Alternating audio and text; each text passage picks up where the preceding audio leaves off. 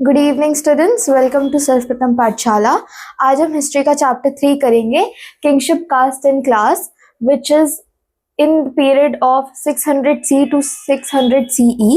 And इस chapter में हम देखेंगे कि किस तरीके से जो सोसाइटी है वो कौन सी प्रैक्टिसेस करती थी, साथ ही साथ सोसाइटी में कौन सी ऐसी मेन प्रैक्टिसेस थी जो अभी तक प्रिटेन करी हुई है हमने। तो पहली प्रैक्टिस या फिर हम पहला टॉपिक जो करेंगे वो है कि हिस्टोरियंस ने सोसाइटी को स्टडी कैसे किया है। तो जो सोशल हिस्ट्री है वो बेसिकली हमें इस चीज़ के बारे में बताती है कि लोग किस तरीके से रहा करते थे, क्या स्ट्रक्चर होता था मैरिजेस का, क्या किंगशिप के स्ट्रक्चर्स होते थे, क्या प्रैक्टिसेस होती थी। साथों साथ हम देखेंगे कि इंडिया की सोसाइटी में, इंडियन सोसाइटी में किस तरीके की मेजर पॉलिटिकल और इकोनॉमिक चेंजेस हमें यहाँ पर देखने को मिले हैं। तो इस पीरियड के दौरान हमने मेजर एग्रीकल्चरल एक्सपेंशन देखा है, अर्बन ग्रोथ देखा है, साथ ही साथ क्राफ्ट स्पेशलाइजेशन भी देखी है। अब ये जो डेवलपमेंट्स है ये अलग अलग सोशल रिलेशन से भी काफ़ी अफेक्ट हुए हैं, जैसे कि जो फैमिली स्ट्रक्चर्स थे, जो किंगशिप सिस्टम था, जो कास्ट हायरार्कीज थे, जेंडर रोल्स थे, और किसके पास रिसोर्सेज का एक्सेस था। अब हिस्टोरियंस जो है सोशल हिस्ट्री को दोबारा से रिकंस्ट्रक्ट करने की कोशिश करते हैं, बट हमारे पास दो पॉइंट्स यहाँ पे आते हैं कि नॉर्मेटिव टेक्स्ट क्या होता है या फिर नॉर्मेटिव आइडियाज, और जो सोशल प्रैक्टिसेस थी। नॉर्मेटिव आइडियाज बेसिकली वो आइडियाज है जिसको ये सोच के लिखा गया था कि सोसाइटी कैसी होनी चाहिए, और जो सोशल प्रैक्टिसेस थी वो नॉर्मेटिव आइडियाज से काफ़ी अलग होती थी। What was written in the books was not actually practised, और sometimes it was different than the social reality during that time. Next हम आते हैं कि किस तरीके से हम देखेंगे कि महाभारत ने हमें बताया है कि हिस्ट्री की क्या इस्टेब्लिशमेंट थी उस सोसाइटी में, और किस तरीके से सोशल प्रैक्टिसेस वहाँ पे परफॉर्म करी जाती थी। अब ये अगेन एक माइथोलॉजिकल टेक्स्ट माना जाता है, but it is centred in the ancient timeline of Indian history. तो हम देखेंगे कि किस तरीके से महाभारत जो है वो शुरू हुई। So it began in the late 19th century, और ये बेसिकली जो टेक्स्ट है इसको 1000 सालों तक लिखा गया था, एंड 13,000 पेजेस है इसमें। यहाँ पे एक स्कॉलर आपको बता दिए जाएंगे, VS सुक्थांकर। इन्होंने बेसिकली पूरा जो काम है इस टेक्स्ट को अच्छी तरीके से एनालाइज करके नॉर्थ और साउथ में जितने भी एडिशंस हैं इस टेक्स्ट के, ये सारे अलग अलग हुआ करते थे, क्योंकि सारी जो अलग अलग रीजनल जगहें थी वो अपनी सोशल वैल्यूज़ को, अपनी आइडियाज़ को इस टेक्स्ट में डालने की, इम्बेड करने की कोशिश करती थी, जिसकी वजह से यहाँ पे थोड़ी सी डिस्क्रिपेंसीज या फिर आपको अलग अलग वर्जन्स एक ही चीज़ों के देखने को मिल सकते हैं। बट VS सुक्थांकर और उनकी टीम ने अराउंड 47 ईयर्स लगाकर इस टेक्स्ट को अच्छी तरीके से कंबाइन किया है, और अराउंड 13,000 पेजेस में इस टेक्स्ट को फाइनलाइज करके आपको जो आज महाभारत दिखती है वो यही महाभारत जो इन्होंने फाइनलाइज करी है वो है।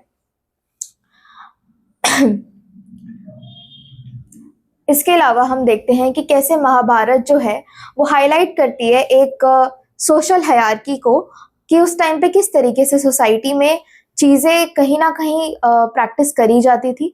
अब ये जो प्रैक्टिसेस हैं ये काफ़ी लोग मानते थे, काफ़ी लोग नहीं मानते थे, बहुत लोगों ने इस पे क्वेश्चन किया है, उसको हम आगे पढ़ेंगे।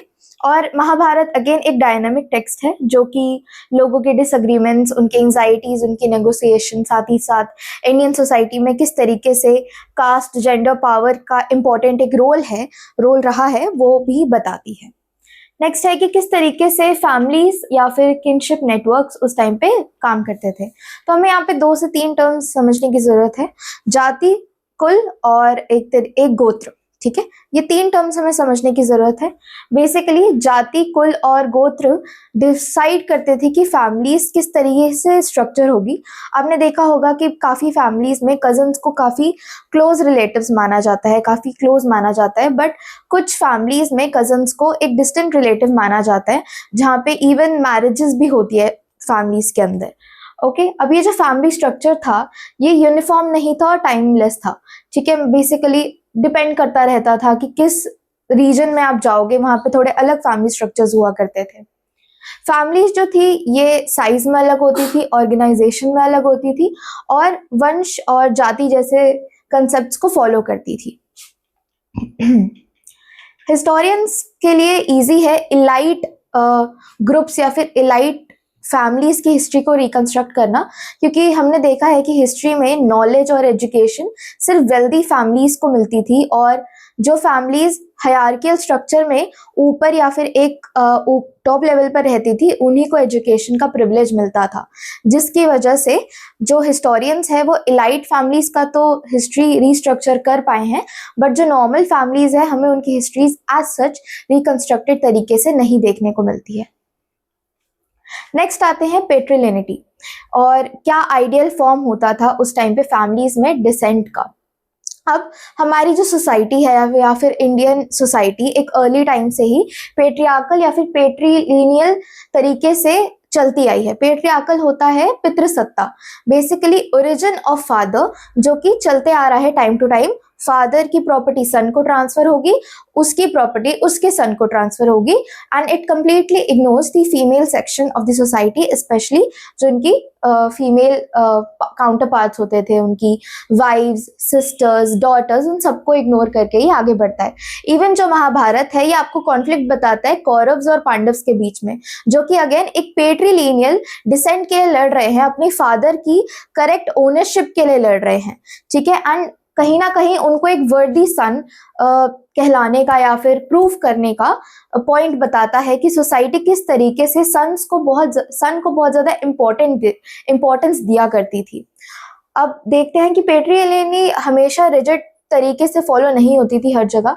जो ब्रदर्स थे कभी कभी एक दूसरे को भी सक्सीड करते थे, जैसा मैंने बोला कि फादर सन को करता था, कभी कभी जो ब्रदर्स हुआ करते थे वो भी एक दूसरे को सक्सीड करते थे।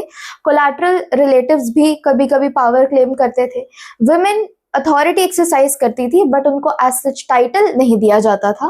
The example of Prabhavati Gupta ruling as a regent demonstrates that political necessity could override the normative ideas. Prabhavati Gupta जो थी ये एक इम्पॉर्टेंट फिगर है जिन्होंने पॉलिटिकल पोजीशन एक्वायर किया था, और ये नॉर्मेटिव आइडियाज को यहाँ पे डिफेंड करती है, जो महाभारत जैसी किताबों में लिखा गया है कि कोई भी फीमेल रूलर रूल नहीं कर सकता था या फिर नहीं हुआ करता था। अब मैरिज रूल्स पे आते हैं कि किस तरीके से मैरिज रूल उस टाइम पे सोसाइटी में प्रैक्टिस हुआ करती थी। अब क्योंकि पेट्रीलिनियल सिस्टम था तो मैरिजेस को एक इम्पॉर्टेंट एस्पेक्ट माना जाता था सोसाइटी के अंदर, क्योंकि अब देखिए ये जो टेक्स्ट है ये एक ब्राह्मण ने लिखा था for the Brahmin society. So for them to maintain their purity and their social hierarchy, उनको ये इंश्योर करना काफ़ी ज़रूरी था कि वो जिस भी जगह में अपनी फैमिली को एक्सपैंड कर रहे हैं वो एक करेक्ट जगह है या फिर एक करेक्ट सोशल ऑर्डर में कर रहे हैं, ठीक है। इसलिए वो हमेशा अपने ग्रुप में या फिर एक बड़े कुल में अपनी बेटियों का विवाह कराते थे, या फिर अपने बेटे का जहाँ भी रिश्ता करा रहे हैं वो एक रिस्पेक्टेबल या फिर एक एक्सेप्टेबल उसमें करवाते थे, हायरार्कियल सोसाइटी के उसमें स्ट्रक्चर में। अब यहाँ पे दो कंसेप्ट्स आते हैं, एक्सोगैमी एंड एंडोगैमी। एक्सोगैमी होता है where the daughters are married outside their kins, okay, and endogamy होता है उसका opposite, when the daughters are married inside the kin group. अब यहाँ पे ही गोत्र का कंसेप्ट निकल कर आता है। एक्सोगैमी में हमें एक कंसेप्ट दिया जाता है कि गोत्र बिल्कुल भी सेम नहीं होना चाहिए। The bride and the husband should be from different gotras, ठीक है, सेम नहीं होना चाहिए। यहीं से प्रैक्टिस जो कन्यादान की है वो भी निकल कर आती है, जिसको एक सैक्रेड प्रैक्टिस माना जाता है for fathers in a society, जिसमें उन्हें अपनी डॉटर्स को एज अ गिफ्ट या फिर एज अ दान मैरिज में देना पड़ता है। With increasing urbanization or social mobility, older need to be under pressure, promoting Brahminical authors to codify marriage rules more strictly in attempt to preserve social boundaries. अभी ये जो पूरा मैरिज का स्ट्रक्चर था ये धीरे धीरे और ज़्यादा स्ट्रिक्ट हो जाता है, इंश्योरिंग कि कोई भी तरीके से ये जो स्ट्रक्चर है ये ब्रेक ना हो। जो ये हायरार्कियल स्ट्रक्चर जो इन्होंने मेंटेन किया हुआ है ओवर द टाइम ये बिल्कुल भी टूटे ना। 8 फॉर्म्स ऑफ मैरिजेस को डिस्कस करता है। अब इसमें टोटल 8 फॉर्म्स ऑफ मैरिजेस है, जिनमें से 4 को एक्सेप्टेबल एंड 4 को अनएक्सेप्टेबल माना गया है। अब ये जो 4 एक्सेप्टेबल है वो है ब्रह्मा पहला, जिसमें जो फादर है वो एक वर्दी ग्रूम को इनवाइट करता है और अपनी डॉटर को उसे देता है with dowry which were given as gifts. And second form है देवा। जो कि फादर अपनी डॉटर को देता है to a priest as a sacrifice. Third है अर्शा, जिसमें ग्रूम जो है वो ब्राइड के फादर को 1 or 2 पेयर ऑफ काउस देता है in exchange for the bride. And fourth one is Prajapati, जिसमें फादर जो है वो अपनी डॉटर को ग्रूम को देता है with instructions to perform the duties together. अब जो डिसअप्रूव्ड फॉर्म्स ऑफ मैरिजेस है वो कौन कौन सी है? First is Asura. इसमें जो ग्रूम है वो एक प्राइज देता है फॉर द ब्राइड, एंड इसमें ब्राइड का या फादर का या फिर उसके किसी भी फैमिली मेंबर का यहाँ पे फुल कंसेंट नहीं होता है for the marriage. 6 is Gandharva. इस यूनियन में म्यूचुअल कंसेंट होता है। बेसिकली जो ब्राइड एंड ग्रूम है they are either in love, और बेसिकली क्या होता है यहाँ पे पेरेंटल परमिशन यहाँ पे नहीं मिलती है कपल को। 7th है यहाँ पे बेसिकली जो third form of unacceptable marriage है वो है राक्षसा, जिसमें ब्राइड को अबडक्ट कर लिया जाता है by force. And 8th is पिशाच, जिसमें ब्राइड को अनकॉन्शियस तरीके से ग्रूम उठाकर ले जाता है या फिर किडनैप या अबडक्ट कर लेता है। अब हम आते हैं गोत्रा पे, एंड ये इम्पोर्टेंट क्यों था? सो बेसिकली इसके कुछ इंपॉर्टेंट फीचर्स हैं जो हमें पढ़ना ज़रूरी है। पहला तो इसका है स्पिरिचुअल एंड एंसेस्ट्रल लीनिएज के लिए काफ़ी इंपॉर्टेंट था। उसके बाद मैरिज की रेगुलेशन के लिए, जो मैं पहले एक्सप्लेन कर चुकी हूँ, exogamy. Third is genetic health. Fourth is cultural identity and the 5th is ritual identification. इसके बाद आते हैं कि कौन से रूल्स एंड रेगुलेशन गोत्रा से रिलेटेड थे। पहला कि जो सेम गोत्रा के लोग थे वो एक दूसरे से शादी नहीं कर सकते थे। Women were suppose to adopt their husbands गोत्र after marriage, as well as हमने ये भी देखा है कि सतवाहना एंड मौर्य पीरियड के अराउंड ये जितने भी रूल्स एंड रेगुलेशन गोत्र से रिलेटेड बनाए गए थे उनको स्ट्रिक्टली फॉलो नहीं किया गया है, जो कि अगेन नॉर्मेटिव आइडियाज के अगेंस्ट जाते हैं। नेक्स्ट आते हैं, how did the varna system attempt to structure the social hierarchy. अब ये जो वर्ना सिस्टम था इसने सोसाइटी को 4 स्ट्रक्चर्ड हायरार्कियल पार्ट में डिवाइड किया हुआ था: ब्राह्मण, क्षत्रिय, वैश्य एंड शूद्र। और ये बेसिकली बताता था कि कौन से सेक्शन ऑफ द सोसाइटी के क्या टास्क है। बेसिकली अब ब्राह्मण, इनका ओरिजिन था कि ब्राह्मण जो है वो ब्रह्मा जी के मुख से निकले हैं या फिर डिराइव हुए हैं, तो उनका काम होता था एजुकेट करना सोसाइटी को। साथ ही साथ क्षत्रिय क्योंकि उनके भुजाज या आर्म्स से डिराइव हुए हैं तो उनका काम होता था टू रूल और टू पार्टिसिपेट इन वॉर। वैश्यों का काम होता था कि वो मर्चेंट या फिर ट्रेडिंग का जितना भी रिलेटेड वर्क है वो करे। एंड शूद्रास का काम था सर्विस प्रोवाइड करना या फिर जितने भी मीनियल टास्क बच जाते हैं सोसाइटी में उनको करना। अब ये जो ब्राह्मण्स थे इनकी रिलीजियस अथॉरिटी के लिए भी सिस्टम को बनाया गया था, ऐसा हिस्टोरियंस मानते हैं। साथ ही साथ महाभारत में भी ऐसी स्टोरीज बताई गई हैं जिसमें इस सिस्टम को लेजिटिमाइज करा गया है। नेक्स्ट टॉपिक है, What does the story of Eklavya tells us about caste and exclusion? Basically, Eklavya को बेसिकली रिस्ट्रिक्ट कर दिया गया था, उसको जो नॉलेज मिलनी चाहिए थी because of the basis of birth जो उस टाइम पे प्रैक्टिस किया जाता था। डिस्पाइट इस एक्सेप्शन के वो आर्चरी में काफ़ी इक्विप्ड था, उसको जो ट्रेनिंग मिलनी चाहिए थी वो नहीं मिली बिकॉज वो निषाद कम्युनिटी से बिलोंग करता था। इसके चलते उसको अपना थंब भी सैक्रिफाइस करना पड़ा, विच सिंबलाइज द मैकेनिज्म जो उस टाइम पे कास्ट हायरार्की में प्रिजर्व और प्रैक्टिस करा जाता था। So the next topic is, were only Kshatriyas allowed to rule. अब ये बेसिकली जो टेक्स्ट है ये बताता है हमें कि क्षत्रियों को ही राइट था या फिर अलाउड था to rule over the kingdom. But हम देखते हैं कि लेटर जितनी भी डायनेस्टीज है जैसे कि मौर्य, शुंगास और सतवाहनास, ये अलग अलग बैकग्राउंड से आती थी और यहाँ पर रूल करने के लिए मिलिट्री स्ट्रेंथ और रिसोर्सेज ज़्यादा इंपॉर्टेंट हुआ करते थे रादर देन देयर लीनिएजेस। नेक्स्ट हम आते हैं कि क्या जाति और सोशल मोबिलिटी किस तरीके से हैंड टू हैंड चलती थी। अब वर्ना के अलावा भी बहुत सारे ऐसे जातिज हुआ करती थी जिनको वर्ना सिस्टम के बाहर जाकर इन्होंने नाम दिए हैं। ठीक है, अब ये बेसिकली डिपेंड करता था कि अलग अलग क्राफ्ट ग्रुप्स बनाए जाते थे, श्रेणीज, जिनके अलग अलग काम हुआ करते थे और इसके हिसाब से इनके नाम रखे गए थे। नेक्स्ट हम आते हैं कि हिस्टोरियंस कैसे महाभारत को एज अ सोर्स देखते हैं।